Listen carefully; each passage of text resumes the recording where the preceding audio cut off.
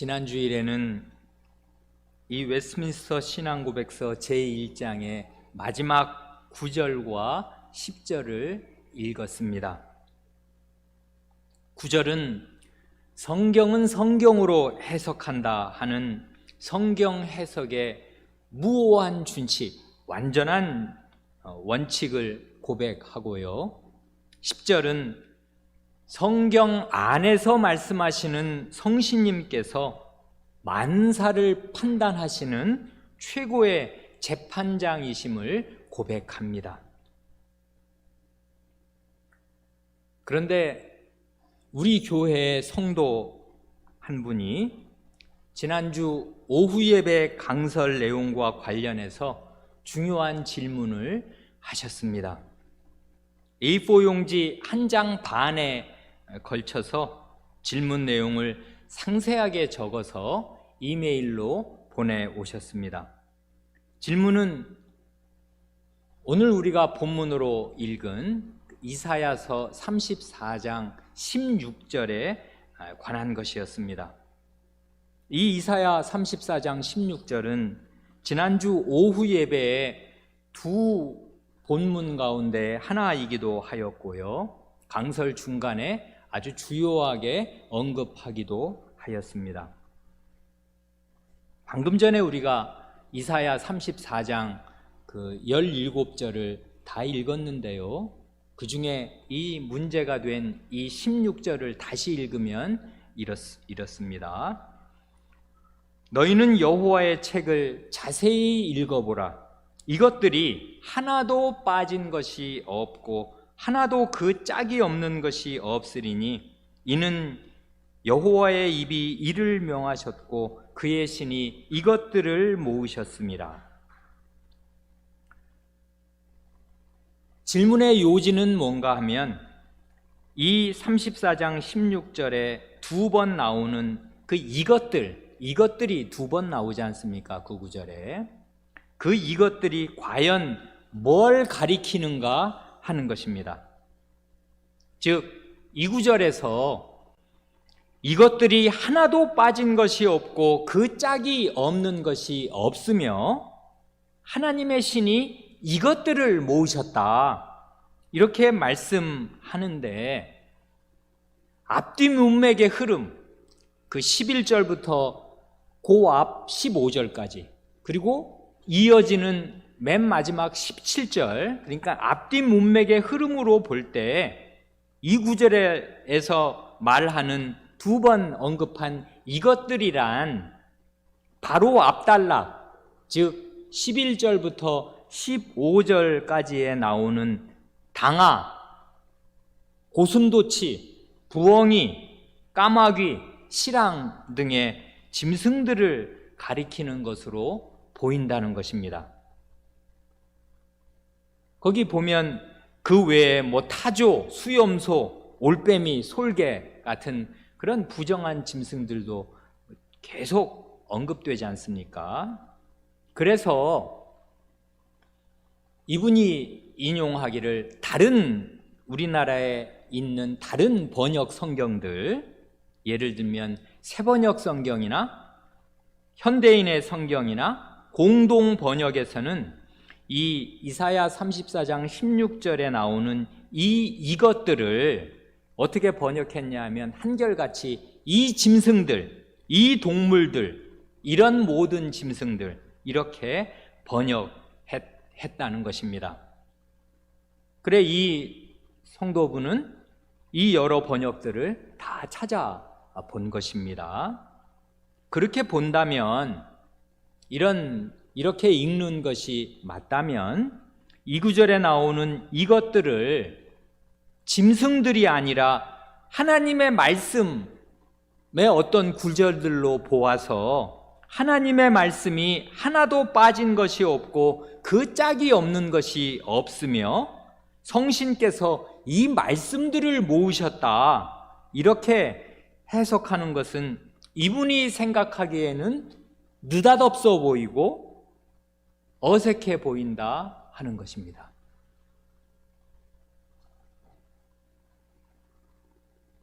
우리 교우분들 생각은 어떠십니까? 아닌 게 아니라 우리 교회는 최근 4, 5년 동안 주일 아침 성경 공부 시간에 구약 성경을 2번 읽었으니까요. 구약 성경을 읽으면서 여기 이 이사야서도 2번 읽었습니다. 그래, 이사야서는 긴 책인데요. 66장까지 있는 중에 그거 30장부터 한 40장 그 어간을 우리가 이제 2번 읽을 때 첫 번째 읽을 때는 아버지인 아하스 왕의 불신과 그 아들 히스기야 왕의 믿음을 대조하면서 우리가 문제를 그렇게 내어서 그걸 중점적으로 그 이사야 7장과 이 30몇 장을 36, 7장을 비교해 가면서 읽었고요. 두 번째 한 2년쯤 뒤에 두 번째 이 이사야서 30장부터 40몇 장까지를 읽을 때는 바로 여기 34장에서 예언하는 세상 나라의 결국과 그 다음 장 35장에서 예언하는 하나님의 백성의 결국을 대조하면서 우리가 이 이사야서를 읽었습니다. 그 34장에서 멸망이 선고되는 그 세상 나라를 대표하는 게 바로 에돔인데요. 한때는 번영했던 그 에돔이 장차는 부정한 들짐승들만 뛰노는 광야와 황무지가 될 것이다 하는 게 이 34장 전체의 요지고요. 세상 나라에 대한 심판을 들으라 하시면서 이게 세상 나라의 결국에 대한 예언의 말씀이고, 그 세상 나라의 한 대표로서 에돔은 이렇게 될 것이다. 멸망당한 지경이 어떻게 되냐면 그 화려했던 궁궐이 이 부정한 들짐승들, 이 이름도 이게 다 열거하려면 쉽지 않을 이런 부정한 들짐승들이 짝을 이루어 그냥 번성하는 그런 황막한 광야가 될 것이다, 사막이 될 것이다 하고 이제 그 예언하시고, 반면에 한때 그런 광야 같았던 하나님의 백성의 땅은 장차는 에덴 동산과 같고 여호와의 동산과 같이 될 것이다 하고 예언하는 게 그 바로 이어지는 35장이지 않습니까? 그래, 우리가 이런 방식으로 이 앞뒤 전후문맥에 주의하면서 이사야 34장, 35장을 읽은 일도 있습니다. 그래, 결론적으로 이 구절, 이 문제에 이사야 34장 16절의 참뜻에 대해서 물으신 우리 교우분의 질문에 한마디도 대답한다면 이 교우분의 지적이 옳고요, 목사의 인용이 부정확하였습니다. 목사인 제가 이 34장 16절을 앞뒤 문맥에서 분리시켜서 부정확하게 인용하고 해석하였습니다. 그래, 성경 말씀을 전후 문맥에서 분리시켜서 부적절하게 인용하고 해석한 데 대해서 우리 성도 여러분께 사과드리고 정정합니다. 그와 동시에 제때 이 사실을 정확하고 예리하게 잘 지적해 주신 교우분께 참 감사드립니다. 이 교우분은 우리가 아는 베레아 사람의 모범을 잘 따르신 셈이 됩니다. 그 사도행전 17장에 베레아 사람은 데살로니가에 있는 사람보다 더 신사적이어서 간절한 마음으로 말씀을 받고 이것이 그러한가 하여 날마다 성경을 상고함으로 그 중에 믿는 사람이 많고, 이 12절 상반절에서 이렇게 바울 사도가 혹은 누가 선생의 그 말하자면 그 기록을 통해서 이렇게 베레아 사람이 칭송을 받는데, 이런 모범이 우리 신약교회의 항구적인 모범으로 있습니다. 제가 더욱 부끄러운 것은 바로 그 전주에 많은 신자들이 그 욥기 8장 7절 내 시작은 미약하였으나 내 나중은 심히 창대하리라 하신 그런 말씀을 전후 문맥에서 분리시켜서 그 말만 똑 따서 자의적으로 마치 안 믿는 사람 부적 사용하듯이 그렇게 사용하는 것을 비판하였는데, 그렇게 비판한 제가 똑같은 잘못을 범한 셈이 되어서 더욱 면목이 없게 되었습니다. 그래, 우리 주님의 그 말씀, 마태복음 7장 2절의 말씀, 너희가 비판하는 그 비판으로 너희가 비판을 받을 것이요 너희의 헤아리는 그 헤아림으로 너희가 헤아림을 받을 것이니라 하는 말씀 앞에 목사인 저도 겸손히 엎드립니다. 이런 식으로 우리가 전후 문맥과 분리시켜서 그 말씀을 따서 인용하는 구절들이 성경에 많이 있는데요. 예를 들면 내게 능력 주시는 자 안에서 내가 모든 것을 할 수 있느니라 하는 빌립보서 4장 13절 같은 말씀은 짧기도 하고 그거 외우면 금방 외워서 마음에 힘이 되는 것 같으니까 그 말씀을 이제 많이들 이용하지만 그게 나쁜 일이 아니지만 그 전후 문맥을 보면 내게 능력 주시는 자, 내게 능력 주시는 하나님 안에서 내가 모든 것을 할 수 있다 할 때 그 모든 것이 뭘 뜻하냐 하면 하나님을 믿으면 하나님의 능력으로 아무 일이든지 다 할 수 있다는 말이 아니고 가난에 처할 수도 있고 풍부에 처할 수도 있다, 그런 말씀이잖아요. 그러니까 극빈에 처하였을 때에도 내게 능력 주시는 하나님 안에서 내가 그건 능히 견딜 수 있고, 풍부에 처하였을 때에도 재물을 의지하지 않고 정당하게 재물에 대한 상대적인 거리를 유지하면서 신자답게 살 수 있다. 하나님의 그 능력이 있는 그 하나님을 마음에 모시면 그렇게 된다 하고 사도가 고백한 것이니까 그 말씀을 외울 수 있고 의지할 수 있지만 앞뒤 문맥 가운데 잘 이해하고 의지하여야 이제 하는데요. 그런 식으로 어떤 말씀을 문맥과 분리시켜서 따다가 잘못 쓸 수가 얼마든지 있습니다. 그래, 이제 이 이사야 34장 16절을 더 문맥 가운데 주의 깊게 생각할 기회가 되었는데요. 이 구절을 생각하면 이 구절이 본래 이해하기가 상당히 어려운 구절입니다. 왜 그러냐 하면 이게 오늘 우리가 읽은 대로 34장을 다 읽으면은요, 이게 문맥에서 조금 튀어나와 있어요. 이 구절이 좀 돌출이 되어 있어서 앞뒤 문맥에서 이질적으로 느껴집니다. 그러니까 만약에 34장에서 16절을 빼고 15절부터 17절로 곧바로 넘어가면 그러면 굉장히 이해가 잘 됩니다.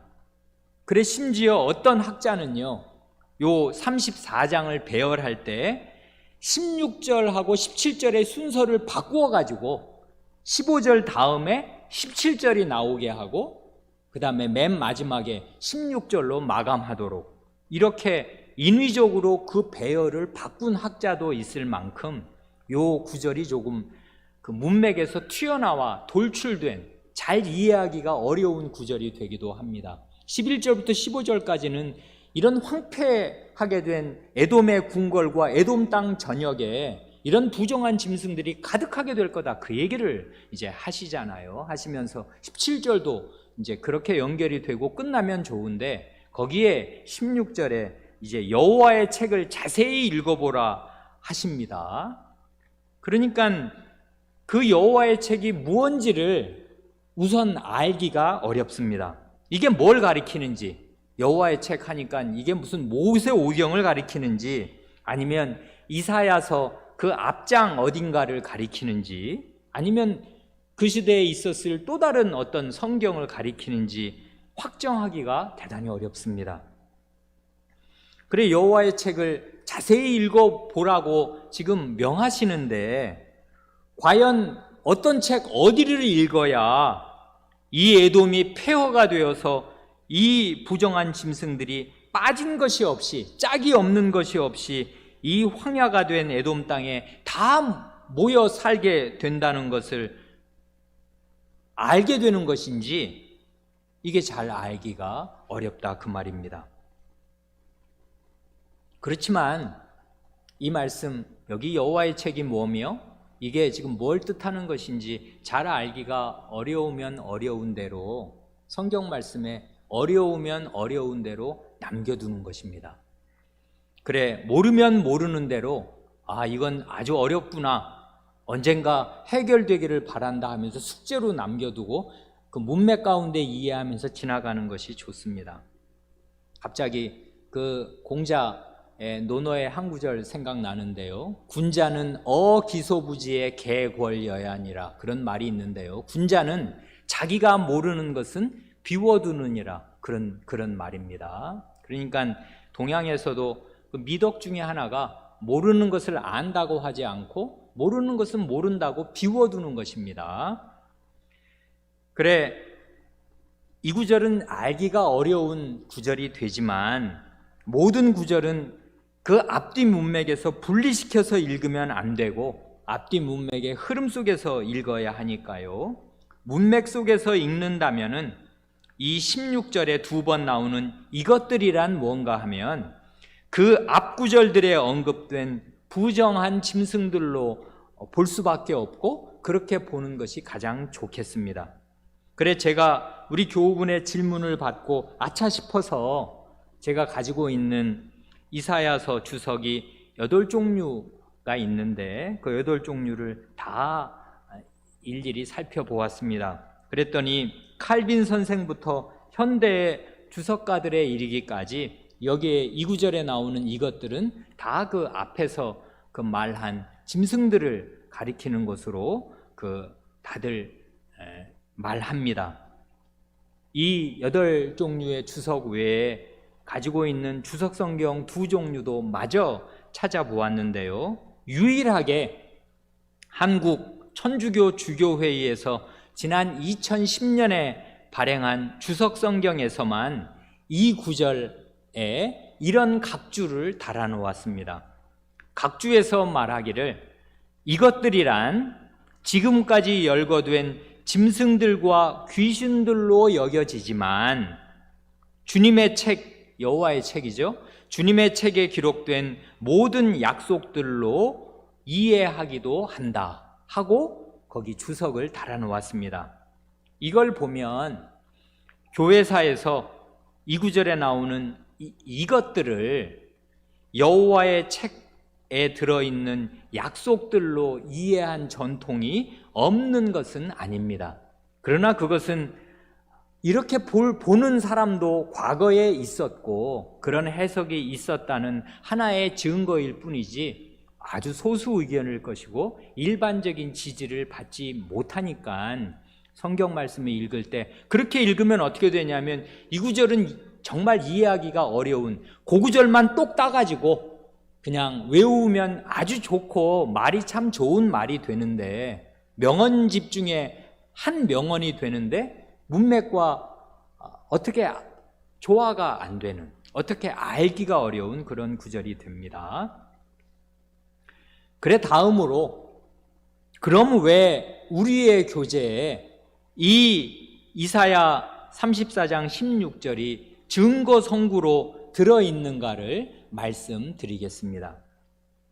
이걸 말씀드리기 전에 먼저 배경 지식으로 참고 삼아 알아두시면 좋을 것이 있습니다. 첫째로 두 가지로 간략하게 정리해서 이런 걸 기회로 삼아서 말씀드리고 싶은데요. 본래 이 웨스트민스터 신앙고백서와 대소요리문답, 예배모범, 정치모범 이런 걸 작성하였던 이 웨스트민스터 회의는 잉글랜드 의회의 요청으로 소집된 회의입니다. 그러니까 우리나라 책 번역 중에 웨스트민스터 총회 이렇게 번역하는데 이건 교회 총회가 아닙니다.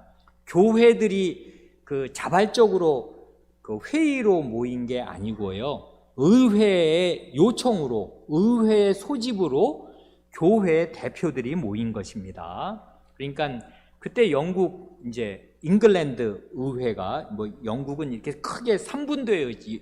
잉글랜드, 스코틀랜드, 웨일즈 이렇게 우리나라 영호남, 충청도 이렇게 나뉘어 있는 것보다 더 심하게 역사와 그 문화가 다른 이런 세 덩어리들이 나뉘어 있는 중에 그 가운데 있는 가운데 토막 잉글랜드의 의회가 이제 말하자면 그 교회 회의로 모여서 우리 의회의 요청을 수행해 주시라 한 그 회의인데요. 이 회의에 그 웨스트민스터 회의의 위원이 151명인데 그 중에 121명이 목사와 신학자이고 나머지 그 30명이 말하자면 이게 잉글랜드 의회니까 의회 의원들입니다. 그러니까 이분들은 신학자가 아니고요. 평민 그 의회원도 있고 우리나라 같으면 국회의원이요. 그 다음에 귀족 국회의원도 있습니다. 그러니까 30명은 그렇고 5등분 하면 151명이니까 5등분 하면은 5분의 4는 목사와 신학자들이고 나머지 5분의 1은 이게 의회 회의로서 의원들이 거기 이 회원으로 들어가 있었습니다. 그래 이분들이 그 1643년 7월서부터 49년 2월까지 43년부터 49년까지 5년 반, 만 5년 반 동안 1163회의 회의를 합니다. 이게 5년 반 동안 1163회를 이게 회의를 하니까요. 이거를 그냥 연평균으로 하면 한 해에 약 200회 회의를 한 것입니다. 그러니까 토요일과 주일을 빼고 나면 매일 거의 이제 회의를 한 셈이 됩니다. 5년 반 동안을. 그래 월요일 날부터 금요일까지 아침 9시부터 모여서 오후 1, 2시까지는 전체 회의를 하고요. 그리고 오후에는 세 위원회로 나뉘어서 이제 따로 위원회별로 회의를 하였습니다. 그래 오후에 위원회에서 이 할당받은 그 주제를 이제 서로 논의해서 의견이 간추려지면 이튿날 아침에 전체 회원이 모인 자리에서 각 위원회의 그 논의사항을 보고하고 그것을 전체 회의에서 토론하면서 말하자면 확정해 나갔습니다. 이렇게 그 전체 회의는 한 5년 반을 하였는데 우리의 그 웨스트민스터 신앙고백서를 그 작성하고 채택한 그런 회의는 1645년 7월서부터 이듬해 46년 12월까지 1년 5개월 동안 그러니까 17개월 동안 이 웨스트민스터 신앙고백서를 작성합니다. 그런데 중요한 사실이 하나 있는데 이 17개월 동안 이 45년부터 46년 말까지 이 웨스트민스터 신앙고백서 이 33장을 이분들이 작성할 때 처음에는 신앙고백서 본문만 우리가 요즘에 낭독하고 고백하는 본문만 작성하고요. 거기에 증거 성구를 넣지 않았습니다. 그래 본문만 확정을 해서 1646년 12월에 의회에 제출합니다. 그랬더니 의회가 반려를 시키면서 아니 이렇게 중요한 신앙을 고백했으니 이 신앙 고백문에 증거가 될 증거 성구를 달아달라고 요청을 하면서 반려합니다. 그래서 이게 이제 1646년 12월에 신앙고백서는 다 완성이 1차로 되었는데 의회의 요청이 있어서 넉 달 동안을 그 증거 성구만을 여기다가 답니다. 그래서 1647년 4월에 이 본문에 딸린 증거 성구까지 포함해서 의회에 제출을 합니다. 그래 의회는 그 다음 달부터 47년 5월서부터 1년 넘게 이 넘겨받은 이 신앙고백서를 심사하면서 일부를 삭제하기도 하고 고치기도 해서 결국은 1648년 6월에 확정해서 공포한다고요. 그래 이제 그렇게 해서 이게 신앙고백서가 말하자면 1648년에 이제 확정이 되었습니다만은 이제 작성은 그 전에 되었고 이제 원문만 작성되었다가 증거 선구가 나중에 따라 붙었습니다. 그러니까요, 이제 신앙 고백에 우리가 그 밑에 지금 각주로 보고 있는 증거 선구들은 신앙 고백서가 일단 작성되고 난 다음에 거기에 첨부된 것인데요, 당연히 이렇게 이 위원회의 위원들인 목사와 신학자들의 성경 이해가 그 속에 반영됩니다. 그리고 그 시대까지의 성경 해석의 역사가 이 증거 선구 속에 반영되어 있습니다. 말하자면 어떤 구절이 어떻게 그동안 이해되어 왔는가 하는 게, 이분들은 이제 아주 좋은 목사고 실력 있는 신학자들이란 말입니다. 그래서 이제 증거 선구를 달 때는 그게 이 증거 선구가 원래 무슨 뜻이며 우리가 작성한 이 신앙 고백서의 조문과 어떻게 일치되는가, 이 조문이 어떤 이 성경을 배경으로 나온 것인가 하는 그 성경에 대한 이해가 있으니까 그런 이해가 이 증거 선구 속에 들어가 있습니다. 그렇지만요, 어느 한 시대의 성경 이해가 완전할 수가 없습니다. 그래, 시간이 흐르면서 전 시대에 희미하게 알던 성경 구절이 그 이후 시대에 와서 새롭게 아주 선명하게 이해되는 일도 종종 있습니다. 그전에는 그 구절에 그렇게 중대한 의미가 있는지 잘 몰랐는데 나중에 가서 이 구절이 이런 뜻이었구나 하고 이 하나님의 구원 역사가 진척되면서 나중에 그 구절에 아주 말하자면 위력이 밝혀지는 경우도 왕왕 있습니다. 그래서 역대 이 신앙 고백 위에 굳게 선 개혁교회들은 늘 이 신앙 고백서의 그 증거 선구들을 아주 면밀하게 검토하면서 거기에 새로운 증거 선구를 첨가하기도 하고, 이전에 달아놓았던 증거 선구가 이게 좀 부적절하거나 연관 관계가 희박하다, 이 구절은 원래 그걸 말하는 게 아니니까 여기 이 신앙 고백서 요 조문의 증거 선구가 되기에는 이건 좀 부족하다 싶다고 생각이 되면 그 증거 선구를 빼기도 하였습니다. 그러니까 이제 이 웨스트민스터 신앙 고백서 이 위원들이 맨 처음에 달아놓은 그 증거 선구들이 있고요, 이 웨스트민스터 신앙 고백서를 존중하는 각 흔히 말하는 교단, 각 교회 연합에서 이 신앙 고백서를 그동안 370년 넘게 이렇게 애송하고 이 고백서를 공부하고 고백하고 하는 동안에 교회적으로 목사들이 정신을 바짝 차리고 여기 있는 증거 선구들을 살피는 것입니다. 그래서 이제 넣기도 하고 빼기도 하고, 물론 개인으로 그렇게 하는 게 아니라 교회적으로 교회 연합의 큰 일로 이런 일들을 해왔습니다. 그런데 이번에 교우분의 좋은 질문을 받고 확인하는 과정에서 이제 알게 된 아주 흥미로운 사실이 있습니다. 지금 문제가 된 이 구절, 이사야 34장 16절은 원래 1647년에 의회에 제출한 그 웨스트민스터 신앙고백서 제1장 9절의 증거 선구에는 들어있지 않습니다. 그러니 원래 이 웨스트민스터 이 신학자들은 이 이사야 34장 16절을 1장 9절의 증거 선구로 달지 않았습니다. 뿐만 아니라 이 독립 개신교회에서 이 번역 대본으로 삼은 게 미국 정통 장로교회 OPC 교회의 2005년 판본이거든요.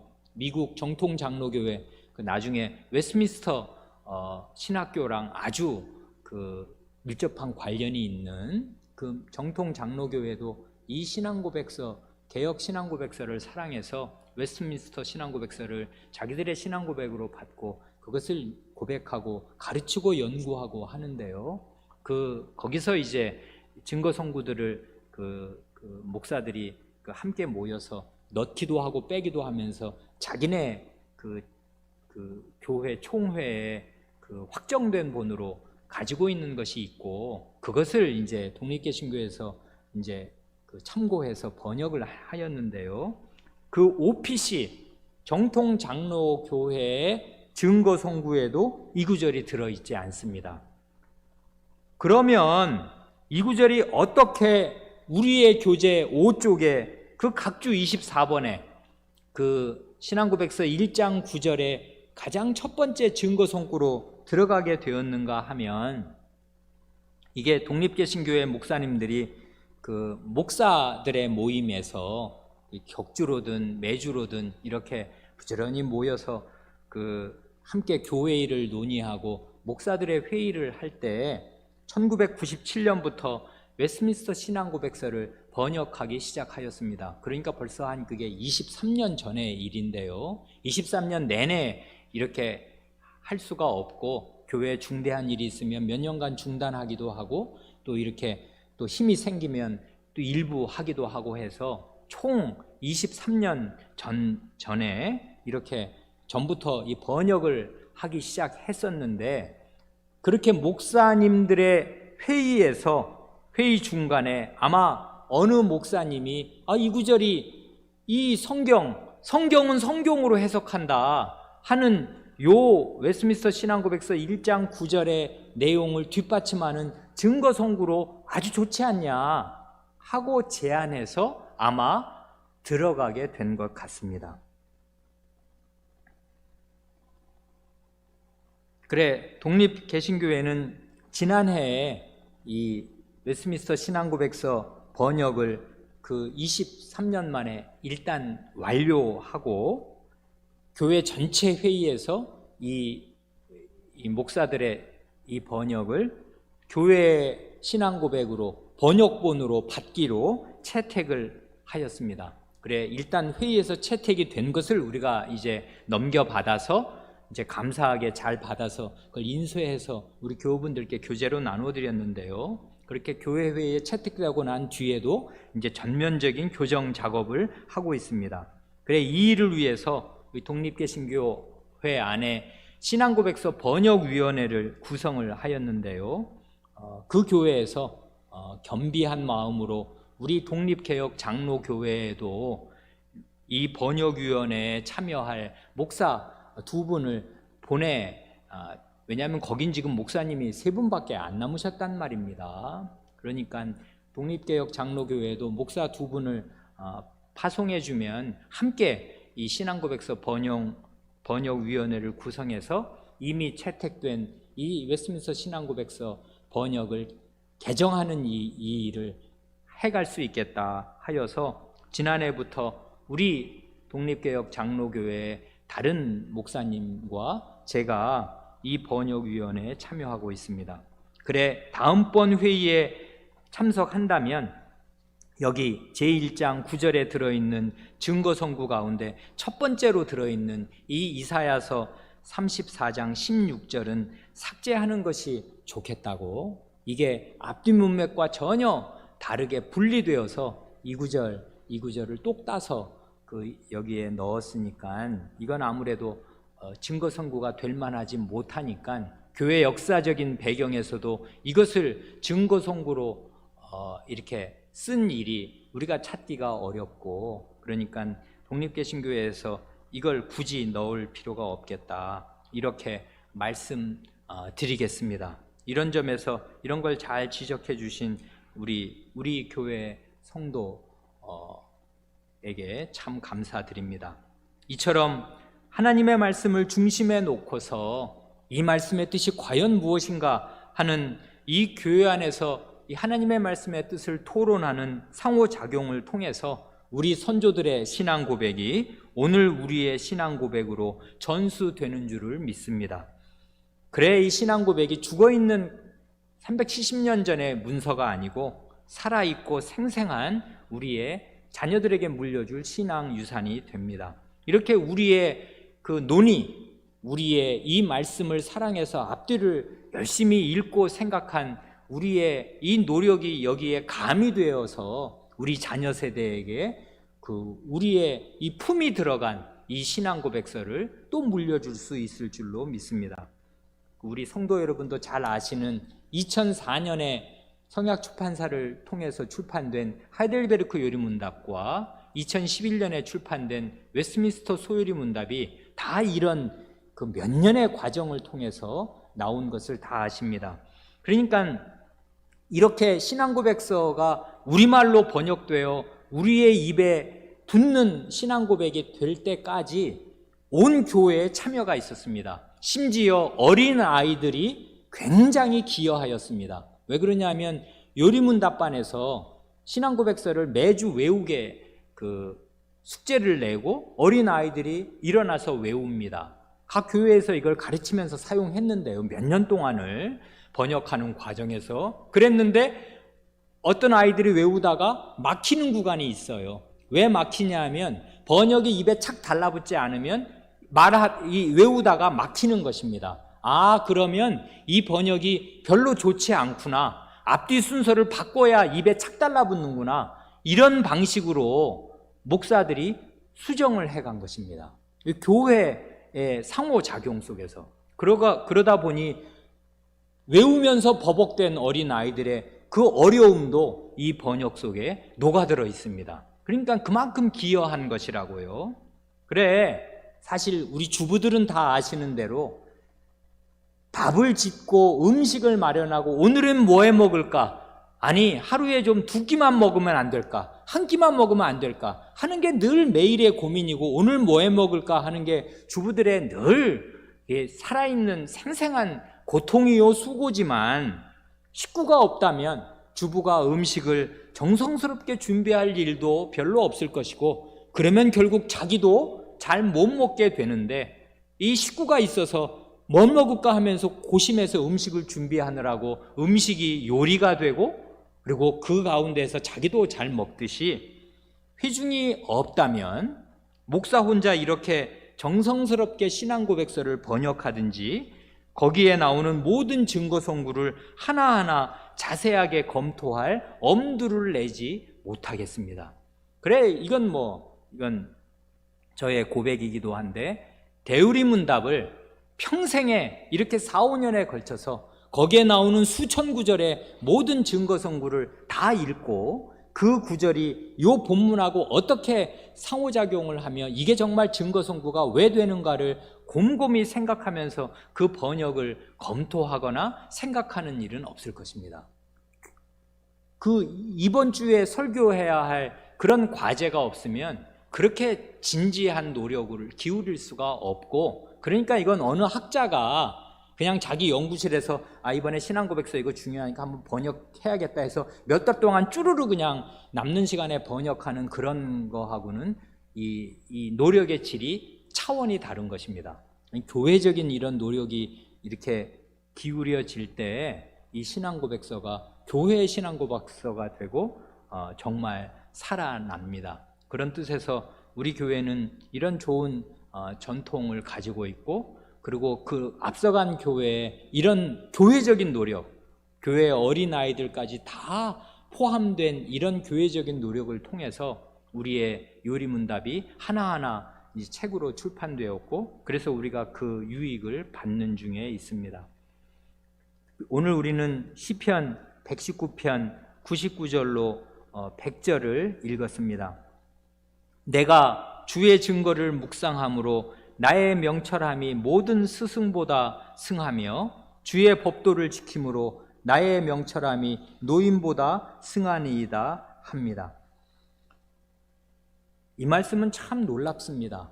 여기 보면 내가 하나님의 말씀을 묵상하기 때문에 나의 명철함이 나의 모든 스승보다 승하다 합니다. 어째 이런 일이 있겠습니까? 나를 가르쳐준 스승들이 정말 기라성 같은 스승들이라면 내가 하나님의 말씀을 읽기로서니 곰곰이 생각하기로서니 내 명철함이 내 모든 스승보다 더 낫다. 어떻게 이렇게 말할 수 있겠습니까? 이게 하나님의 말씀의 고백인데요. 이거는 스승과 나를 1대1로 놓고서 그 그릇의 차이로 내가 하나님 말씀 읽으면 내 앞에 있는 모든 스승보다 더 뛰어난 그릇이 된다. 이런 말씀은 아마 아닐지도 모릅니다.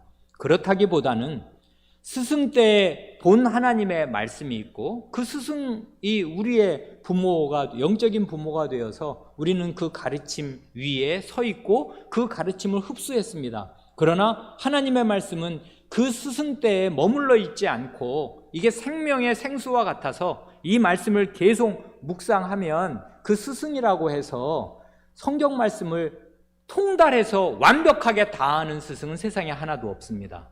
그러니 그 스승의 가르침 위에 내가 그걸 다 흡수한 터 위에서 계속 그 말씀을 묵상해 가면 스승의 빈자리가 뭔지 알게 되고, 전때 목사님들이 잘 못 보았던 거, 전때 목사님들이 놓친 거, 혹은 잘못 가르쳤던 거, 혹은 실수했던 거, 이런 것들을 하나님 말씀으로 알게 됩니다.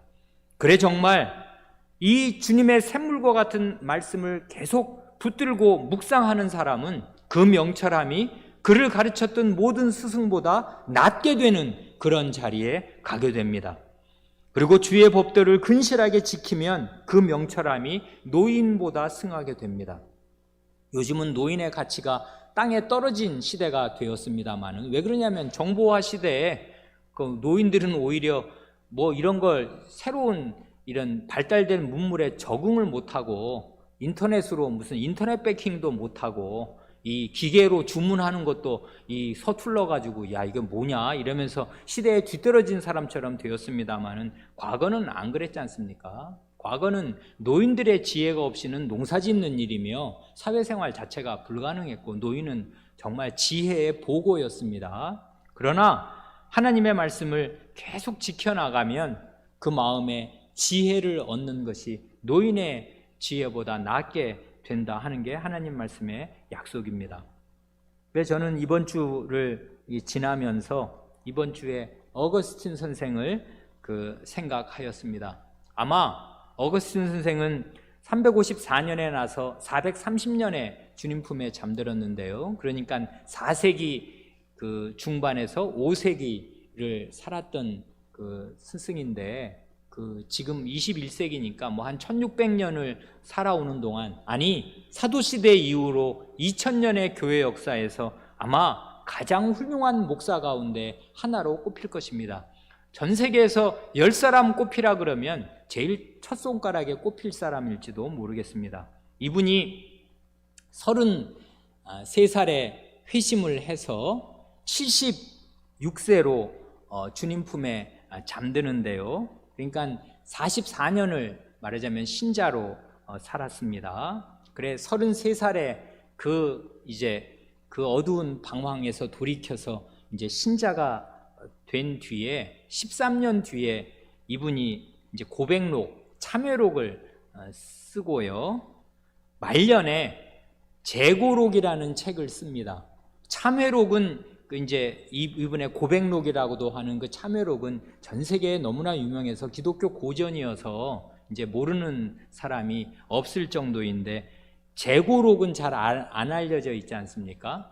이분이 중년이 아니라 말년에 죽기 얼마 전에 재고록이라는 책을 씁니다. 이 두 책이 이분의 말하자면 정직함, 이분의 평생 회개하는 태도를 잘 보여주는데요. 참회록이, 고백록이 자기 인생의 죄, 그 어두웠던 죄를 하나님 앞에서 참되게 글로 쓰되, 글이라는 건 언제든지 분식의 위험이 있지 않습니까? 미화의 위험이 있어요.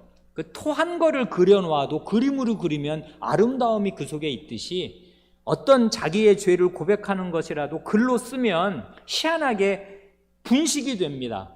거기에 설탕이 입혀져 가지고 아름답게 묘사되는 그런 면이 있어요. 그래서 왕왕 어떤 사람이 무슨 자기 죄를 고백한다고 할 때 그 말이라는 게 가만히 들으면 자기 변명이나 자기 미화의 일환인 경우가 많이 있어서, 우리는 정말 회개할 때에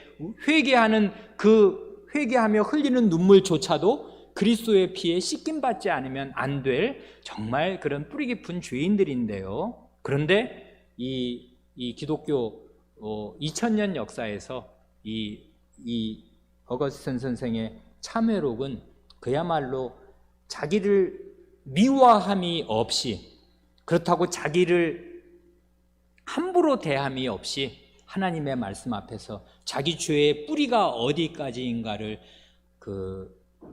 정직한 마음으로 살핀 한 인간으로서 회개는 이렇게 하는 것이다 하는 그게 예수 믿을 때 단순한 회개가 아니고 예수 믿고 나서 한 13년이 지나는 동안에 목사로 살면서 자기 어렸을 때의 죄가 뭐였나, 내가 누구인가 하는 것을 하나님 앞에 잘 회개한 것인데요, 이렇게 고백록이 그의 인생의 죄를 고백한 것이라면 말년에 쓴 재고록은 그의 신학적인 오류를 기록한 책입니다. 이게 그러니까 놀랍다고요. 이분이 죽기 전에 자기가 일생 동안 44년 동안 신자로 지내오면서 그 깨달았던 거 책이 수도 없이 많은데 그 책들을 연대순으로 다 기록하고 나서 그 가운데 그릇되었거나 불분명하거나 오류가 있었던 것을 일일이 다 수정하고 보완합니다. 그런 걸 기록으로 남긴다고요. 그러니까 그 책의 한 페이지는 그의 부끄러움이고 그의 고통입니다. 왜 그러냐면 자기의 틀린 거, 내가 과거에 이렇게 가르쳤고 이렇게 얘기했는데 이제 하나님의 말씀을 더 공부하고 연구하고 더 생각해 보니 그건 틀렸었다. 그건 부족한 말이었다. 이렇게 고치는 게 훨씬 낫다 하는 거를 적어 나간 거니까 페이지 한 페이지가 늘어날 때마다 자기의 과오가 빼도 박도 못하게, 말하자면 반영구적인 역사의 기록으로 남게 적히게 되는 것이에요. 그런 일을 이분은 마지막에 하고 주님 품에 잠들었습니다. 이런 영혼이 우리 교회사에 있습니다. 그러니 그가 과연 교회의 스승입니다.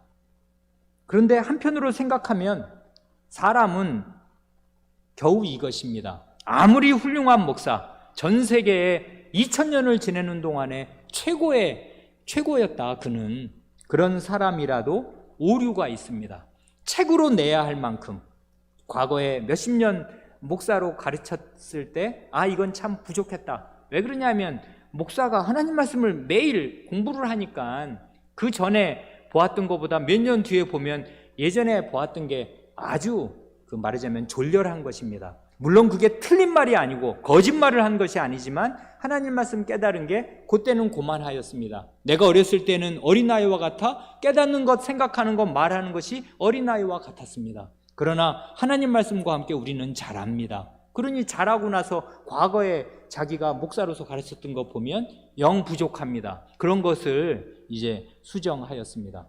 그런데 놀라운 것은 오늘 우리는 최근 몇 주 동안 이 성경 말씀에 대한 이 고백, 우리들의 신앙 선조들의 고백을 보았는데요, 이렇게 똑같은 오류가 있는 사도들이라고 우리가 아는 대로 베드로 사도든 바울 사도든 어떤 사람이든 오류가 없는 사람이 없단 말입니다. 그때 말씀드린 대로 갈라디아서를 보면 심지어 그 기라성 같은 베드로 사도조차도 사도로 일하고 있는 동안에도 다른 사도 바울 사도의 면책을 들어야 할 만큼, 왜 복음의 능력대로 복음의 능력을 제대로 드러내지 않고 위선적으로 행동하느냐 하고 모든 사람 앞에서 책망을 받아야 할 만큼 그런 과오가 있는 그런 죄인이란 말입니다. 이런 똑같은 오류가 있는 사람을 재료로 쓰셔서 성경을 기록하게 하셨는데, 희한하게도 성경을 기록하실 때에는 성신께서 그 성경 저자 40명을 온전히 주장하시고 100% 자기의 도구로 쓰셔서 아무 오류가 없이 하나님의 말씀을 기록하도록 하셨습니다. 이건 완전한 신비입니다. 이런 신비는 없을 것입니다. 그러니까 이 사람이 몇 살에 누가나 마가가 몇 살에 성경을 썼든 100살에 쓴 거, 90살에 쓴 것도 아니지 않습니까? 젊은 시절에 썼단 말입니다. 그런데 그런 것이 2000년이 지나고 구약 같으면 몇천 년이 더 지나서 지금 와서 다시 볼 때에도 하나님의 말씀에는 오류가 없고 앞뒤가 맞습니다. 짝이 맞습니다. 이사야 34장 16절을 그런 식으로 인용하는 것이 부적절하지만 그 말씀 빼고 그냥 생각할 때에도 신약과 구약은 짝이 맞고, 신약은 그 구약 속에 그 씨앗이 들어있고 구약에 말씀하신 것이 신약 시대에 놀랍게 그 말하자면 성취되는 것을 우리는 왕왕 봅니다. 그러니까 우리 모든 이 하나님의 말씀을 읽는 우리 신자 자신이나 이 하나님의 말씀을 그 직분자가 되어 강설하고 설교하는 목사나 오류투성이어서 우리는 이 완전한 하나님 앞에 그 보잘것없는 학생으로 평생 드러날 뿐입니다만은, 그러나 우리는 이 오류 없는 완전한 이 성신 하나님의 기록을 대하고 있습니다. 그리고 이 말씀을 근실하게 묵상하고 근실하게 지킬 때에 우리 스승들의 빈자리를 말없이 채울 수가 있고, 우리 스승들의 그런 빈자리를 넘어서 더 하나님 말씀의 온전한 대로 나아갈 수 있습니다. 그런 한 중요한 징검다리가 이 웨스트민스터 신앙 고백서이고, 거기에 달린 증거 성구들을 곰곰이 묵상할 때 우리는 하나님 말씀에 급히에 점점 더 나아갑니다. 이 하나님의 말씀, 성경 말씀을 고백하는 이 1장을 마무리하면서 우리 교우분이 너무나 좋은 질문, 아주 정확하고 예리한 질문을 하여 주셔서 목사의 부족한 것을 잘 지적해 주시고 고칠 수 있게 하여 주셔서 감사드리고, 대단히 이것이 목사로서 부끄러운 일이지만은 그러나 어쩔 수가 없고요. 목사가 이런 오류와 한계 안에서 하나님 말씀을 대하고 강설합니다. 그러니 목사를 위해서 더욱 기도해 주시기 바라고, 목사를 넘어서 내가 주님의 말씀을 근실히 묵상함으로 나의 모든 스승보다 더 나의 명철함이 승하다 하는 자리로 부지런히 나아가시기를 바랍니다. 이런 교회적인 노력이 다 어우러져서 우리의 그 대우리문답, 우리가 대우리문답은 아시는 대로 그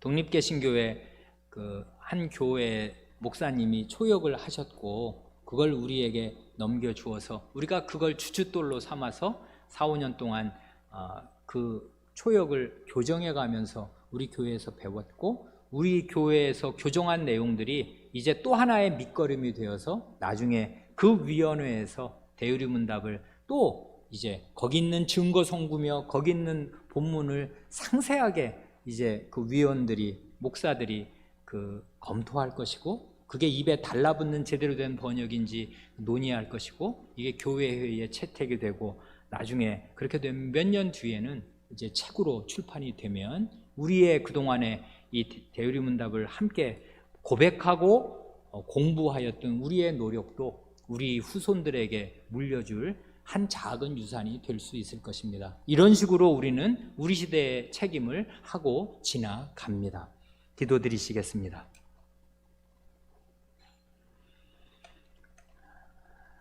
하나님 아버지, 저희를 교회 안에 두신 것을 감사드립니다.